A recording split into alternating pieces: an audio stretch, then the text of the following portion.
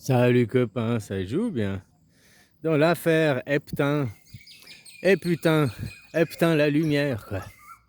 Dans l'affaire Eptin, c'est encore une affaire où on va noyer le poisson. Alors peut-être il y a eu quelque chose, des trucs, mais pas autant pire que ce qu'on veut nous faire croire. Comme je te dis, avant de démarrer au quart de tour, faut attendre les preuves. Il y a toujours la présomption d'innocence jusqu'à ce qu'il y ait des preuves. Et des documents caviardés, c'est pas des preuves. Pourquoi c'est caviardé? Il faudrait nous décaviarder ça, quoi. Hein? On est assez grand et capable de pouvoir... Ah, c'est pour protéger. Toujours, ça va être la même chose. C'est pour protéger. Oh, les images sont trop choquantes pour le public. Ça va choquer les gens. C'est pas possible. Ils vont trouver toutes les excuses. C'est la même chose qui... Tu vois, avec l'affaire Epstein, comment on crée une croyance, comment on crée une religion. Crois-moi, je mens, quoi. Hein, oublie pas que c'est le Mossad derrière, et puis que c'est toute cette équipe, toute la démocratie là-bas, c'est des menteurs professionnels. Tout ce qu'ils disent, c'est un mensonge. Il faut tout... Ils disent ça, mais il faut toujours tout inverser, quoi. Ils accusent l'autre de ce que eux ils font, quoi. Comme en Israël, ils accusent le Hamas de faire ci, de faire ça, de faire... Mais en réalité, c'est qui fait? C'est l'armée israélienne qui fait tout ce qu'ils accusent, quoi. Dans les images qu'on l'envoie, quoi. Alors moi, l'affaire Epstein, j'attends de voir des preuves, des vraies preuves. Autrement, c'est comme la fabrication d'une croyance. Crois en Dieu. Dieu existe, crois-moi, quoi. Mais elles sont où les preuves? Tu peux pas avoir les preuves, blablabla, blablabla. Hein, tu dois me croire sur parole, tu dois me croire. Mais moi, je veux les preuves. Comme pour Dieu. Dans le christianisme, dans la religion, comme pour Dieu. Tu dois croire en Dieu, en absolu. Tu dois y croire inconditionnellement qu'il existe, que c'est le Tout-Puissant, que c'est... Mais attention, Dieu, c'est pas le Créateur aussi. Et si tu crois en Dieu, tu crois automatiquement à Satan. Parce qu'il y a des gens qui sont tellement incohérents. Ah, moi, je crois en Dieu, mais je crois pas en Satan. D'autres, je crois en Satan, mais je crois pas en Dieu. D'autres, voilà quoi. Si tu crois... alors, il y en a, ils croient en les deux, hein, mais ils vénèrent Satan ou ils vénèrent Dieu, quoi. Il y a aussi... chacun fait son culte, chacun fait sa... Voilà. Aujourd'hui, ceux qui sont pour le Covid, qui ont été Covidés, vous êtes des adorateurs de Satan à l'insu de votre plein gré, quoi. Vous avez été sacrifiés via un vaccin, une euthanasie, un suicide collectif, quoi. Hein? Vous avez été offrir votre vie, votre temps, votre énergie. Vous vous êtes sacrifié pour Satan, pour le maladie, pour le Covid-19. Le Covid-19, c'est pas le corona. Hein? Ils sont antagonistes l'un de l'autre, faut pas oublier, quoi. Le corona, autant le corona, il a fait peur, il a fait bouh. Mais le Covid-19, lui, il n'a pas fait bout. Il a obligé la vaccination obligatoire, malgré que les chiffres démontraient que le Covid n'existait pas. Hein? Toi, c'est comme je te dis, tu vas regarder mes vieilles vidéos, là, puis tu regardes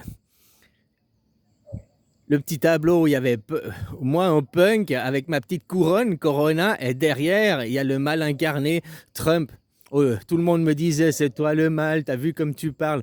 Ouais, moi, je parle mal, peut-être. Mais mes actes sont bons. Trump, il parle bien, ça, il a une bonne élocution, il a des beaux discours. Mais ses actes sont mauvais. Tu comprends où est la différence? Il faut arrêter de croire les gens sur leurs paroles. Il faut que les actes correspondent à leurs paroles. C'est bien facile une personne qui te dit blablabli, blablabla, et qui te convainc, qui t'influence. Mais après, il faut encore que ces actes correspondent à ces paroles. C'est ça, être un homme de parole, un homme de valeur. Un homme ou une femme, hein. C'est qu'on n'a qu'une parole et on tient notre parole et on fait ce qu'on dit, on dit ce qu'on fait.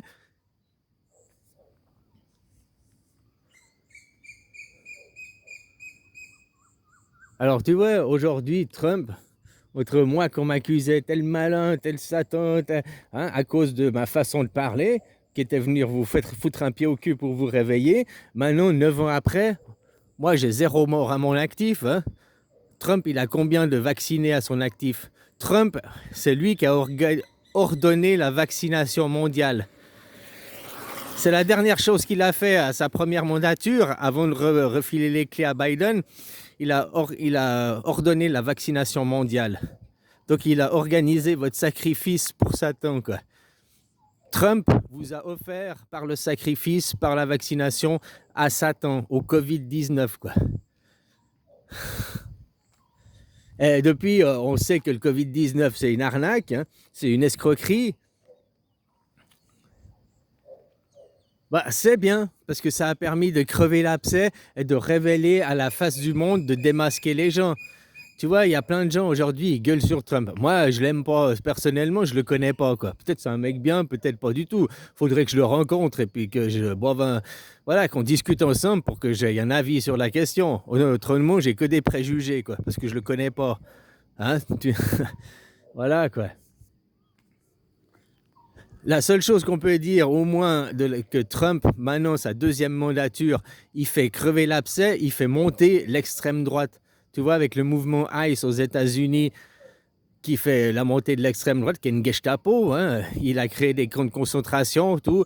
C'est horrible, il sépare des familles. Après, on nous montre aussi beaucoup de shows à la télé pour nous... Hein. Par contre, en Europe, c'est la même chose, la montée d'extrême droite.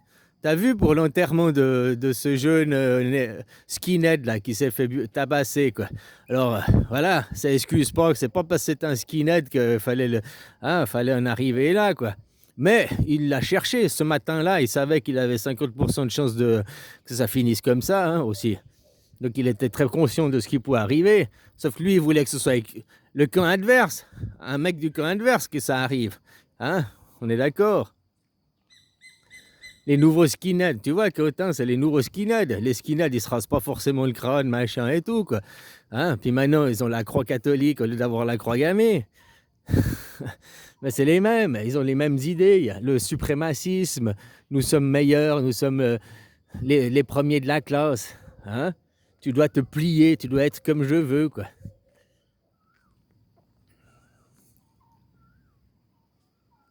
Alors voilà, ça permet de voir toutes ces mouvements. Et puis, juste comme ça, moi, je condamne le mouvement Némésis, parce que Némésis, déjà, c'est la déesse de la vengeance. Et ils se disent un mouvement chrétien, ces gens. Un mouvement même catholique. Ils se disent des pro-catholiques. Et ils appellent Némésis la déesse de la vengeance, quoi. Dans le grec ancien, c'est la déesse de la vengeance, quoi. Donc, tu vois, puis hein, ils appellent les gens dans des guet-apens. Enfin, voilà, quoi. L'histoire, on la voit, quoi. Et ces gens, tous ceux qui ont été manifestés à l'enterrement, un enterrement est une cérémonie religieuse. Tous ceux qui étaient cagoulés d'extrême droite du Rassemblement national, qui étaient cagoulés intégralement, eh ben tous ceux-là, tu sais que le voile intégral est interdit. Tout se masquer le visage intégralement pour des signes religieux est interdit. Vous faites chier la burqa. Vous faites des lois anti-burqa. Parce que c'est un symbole religieux. Mais il n'y a pas que la burqa qui a un symbole religieux, puisque la politique est de la religion, quoi. La politique et la religion, maintenant on ne parle plus de religion, on parle de politique, mais c'est exactement la même chose, quoi.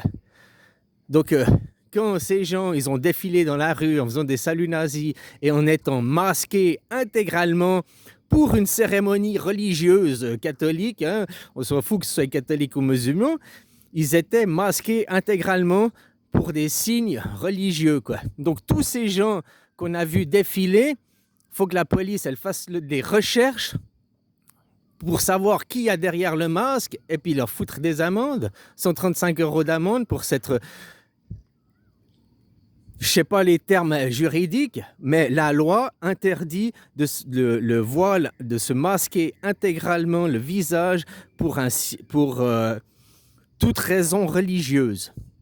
Un cortège pour un enterrement de quelqu'un est une raison religieuse. La politique, c'est une raison religieuse.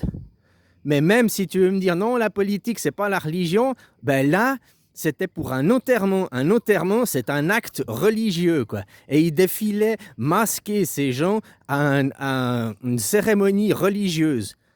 Donc tous ces gens, c'est des hors-la-loi, quoi. Tous ceux qui étaient masqués, là, tous ceux qui étaient masqués, eh ben, la police, pourquoi elle n'est pas intervenue? La même manifestation, si c'était un enterrement pour un musulman, et puis qu'avec toutes les femmes voilées dans la rue, est-ce que la police aurait laissé défiler ou bien elle serait intervenue en disant c'est interdit le port du masque intégral pour des raisons religieuses? Je pense que la police, elle aurait fait chier, pour un musulman, elle aurait fait chier les femmes voilées, quoi. Mais là, elle n'est pas intervenue. Parce que votre pays, c'est un pays de droite. Et puis, c'est eux qui ont gagné, c'est eux qui tiennent les rênes. Tu vois directement, dès qu'il y a des gens de droite qui font de la merde, ils sont excusés, ils sont excusables. C'est pas grave, c'est pas leur faute. Dès que c'est un mec de la gauche qui fait quelque chose, c'est le démon, quoi. C'est le mal incarné. Faut foutre les étrangers dehors. Hein? Ça leur permet d'avoir leur discours suprémaciste, leur discours raciste derrière, quoi. Tout vient de la faute des étrangers, c'est la faute des étrangers, blablabla. Leur discours suprémaciste. Alors que tu vois que tu as des discours suprémacistes, des discours racistes, hein? On te caresse dans le sens du poil, on te fait une petite tape sur t'as un bon chien, bon toutou, tiens ton sucre, quoi.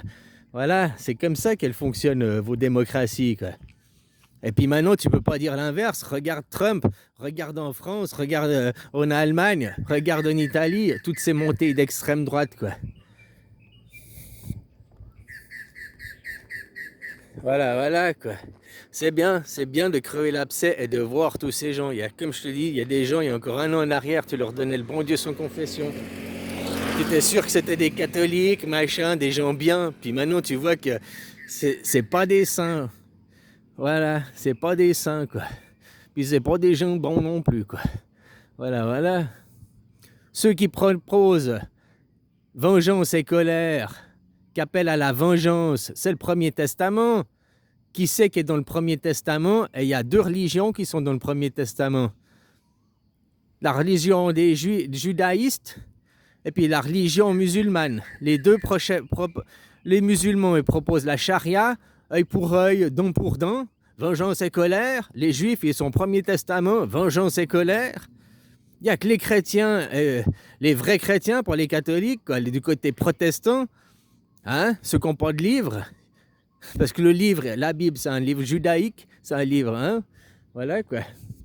Parce que les vrais christianistes, les vrais protestants n'ont pas de livre, ils ont que la parole de Jésus, quoi. Comme dans le bouddhisme, il n'y a pas de livre, il n'y a que la parole de Jésus, quoi.